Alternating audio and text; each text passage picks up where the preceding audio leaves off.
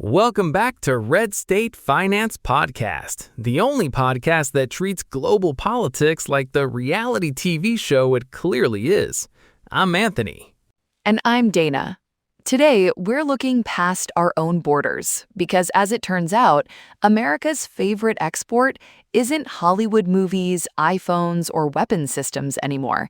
It's a political brand, specifically the Donald J. Trump playbook for running a country. The MAGA formula has gone global, folks. We are witnessing a massive worldwide franchising operation.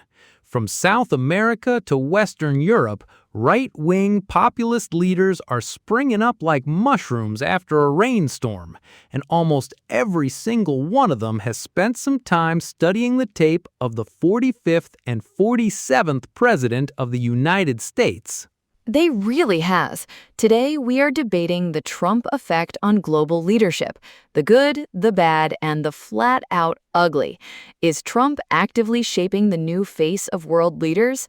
And more importantly, is this global copycat wave a much-needed wrecking ball for corrupt establishments or a dangerous slide into global instability? Anthony, I know you've got your MAGA-labeled global math out. Who is the prime franchise owner right now? Oh, where do we even start? The global populist franchise is expanding faster than the U.S. national debt.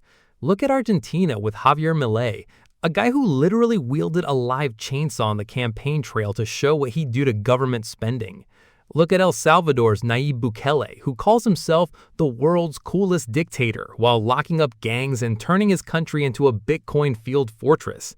Heck, look right next door to Ecuador, where Daniel Noboa is using the exact same iron fist security playbook to storm prisons and hunt down cartels like a cinematic action hero. Even Colombia just capitulated to the trend, with Abelardo de la Espriella winning the presidency by campaigning on a total right-wing security shock plan to clean up the country. Meanwhile, over in the UK, Keir Starmer's robotic establishment competence just suffered a spectacular, tearful collapse into resignation after less than 2 years in office, proving that voters have absolutely zero patience left for sterile center-left technocrats. The anti-establishment wrecking ball is swinging everywhere, and the copycats are winning. These guys aren't just right-wing, they are explicitly copying elements of the Trump brand. The aggressive posture, the war on the mainstream media, the direct-to-consumer social media strategy, and the absolute refusal to apologize for anything. And frankly, it's exactly what the world needs. For decades, global leadership has been a monolithic country club of sterile, bureaucratic elite technocrats who speak in Davos-approved riddles while their domestic economies rot out from under them. Trump showed the world that you can just kick the door open, call a spade, and put your own country first. Kick the door open? Anthony, they aren't just kicking the door open. They're taking a sledgehammer to the load-bearing walls of democracy. Let's look at the bad and the ugly of this copycat syndrome. When Trump attacks the judiciary, the free press, or the electoral system in the U.S., our institutions are usually heavy enough to absorb the blow without completely fracturing. But what happens when you export that exact same "everything is rigged unless I win" rhetoric to a fragile democracy in Latin America or Eastern Europe? Oh, come on. No, seriously, when Bolsonaro copied the Trump playbook verbatim in Brazil, right down to questioning the voting machines and having his supporters storm government buildings in Brasilia, it almost broke the country. The risk here is that these leaders are adopting the destructive tactics of Trump's populist rhetoric without any of the structural guardrails that keep America from going completely off the rails. They are copying the virus, but their countries don't have the immune system to survive it. The immune system? You mean the deep state bureaucracy that keeps things comfortably corrupt for the ruling class. Let's talk about the good for a second, because the establishment loves to ignore the results. Take Nayib Bukele in El Salvador. Before him, the country was literally run by violent street gangs. The traditional suit-and-tie politicians did absolutely nothing for 30 years except cash foreign aid checks. Bukele comes in, builds a mega prison, sweeps the streets, ignores the weeping and gnashing of teeth from human rights NGOs in Washington, and turns El Salvador into one of the safest countries in the hemisphere. He used the Trump-style, "I don't care about your elite sensibilities, I'm fixing this for my people" attitude, and the citizens love him for it. He won re-election by a margin that looked like a telephone prefix. Bukele cleaned up the gangs. Yes, that's the headline. But let's look under the hood. He also marched armed soldiers into the parliament building to intimidate lawmakers into passing his budget. He changed the Constitution on the fly to allow his own re-election. This is the core issue with the Trump-style global leader. It thrives on the cult of personality. It creates a system where the law is whatever the guy with the smartphone and the high polling numbers says it is today. When you institutionalize the idea that only I can fix it, you are setting up a ticking time bomb for when that leader eventually leaves or refuses to leave. It replaces the rule of law with the rule of the loudest guy in the room.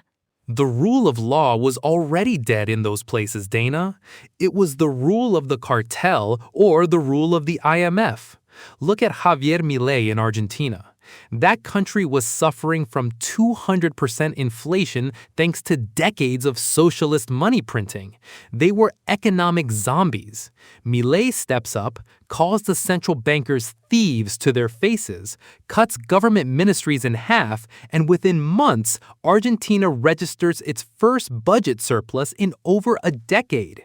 He's doing exactly what Trump promised to do, draining the swamp with an absolute vengeance.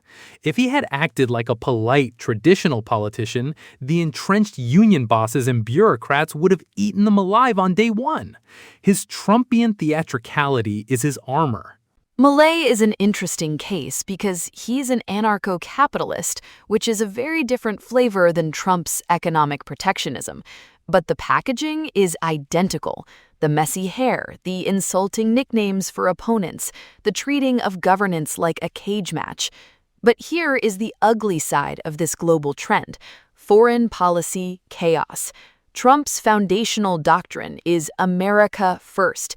It is inherently transactional, skeptical of alliances like NATO, and deeply protectionist.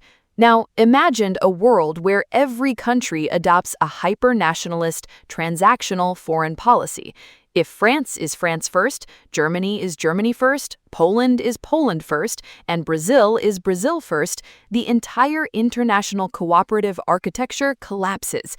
You don't get a stable balance of power, you get a Hobbesian arena where everyone is trying to pick everyone else's pockets, leading inevitably to trade wars, border conflicts, and global gridlock. Oh no, not the collapse of the international cooperative architecture.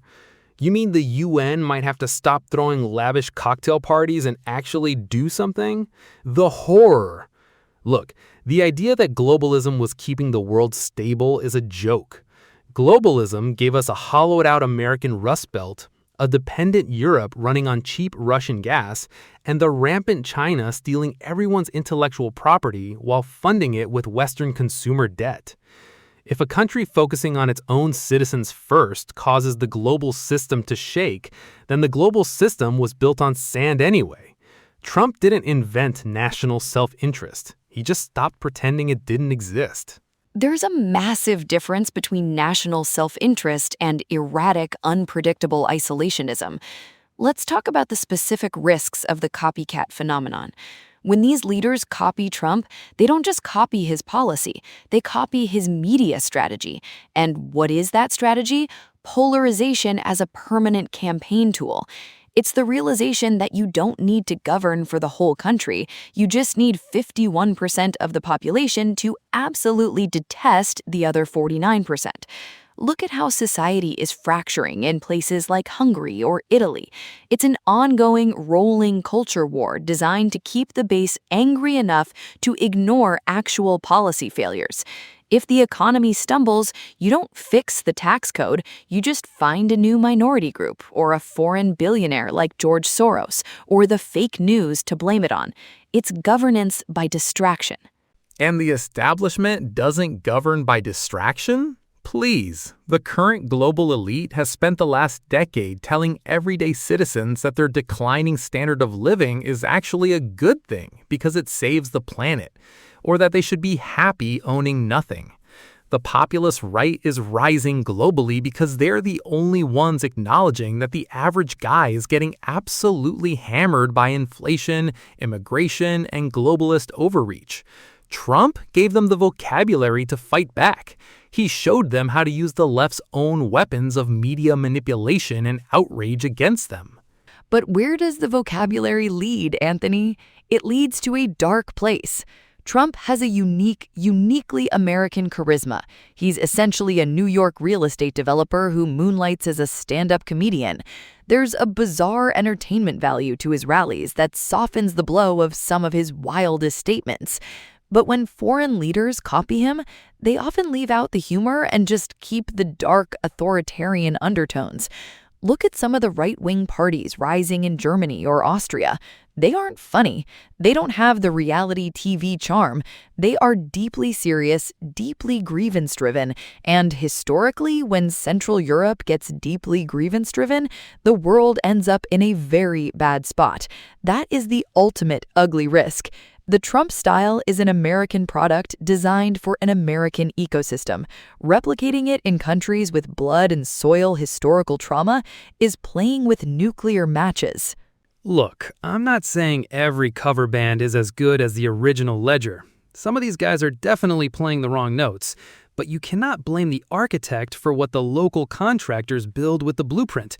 The underlying reality is that the old consensus is dead. De-dollarization, which we talked about last week, is just the financial symptom of this exact same disease. The world is breaking apart into localized zones of power because the centralized Washington and Davos-driven model ran out of fuel and money. Trump didn't cause the fragmentation. He was just the first guy to read the writing on the wall and build a brand around it.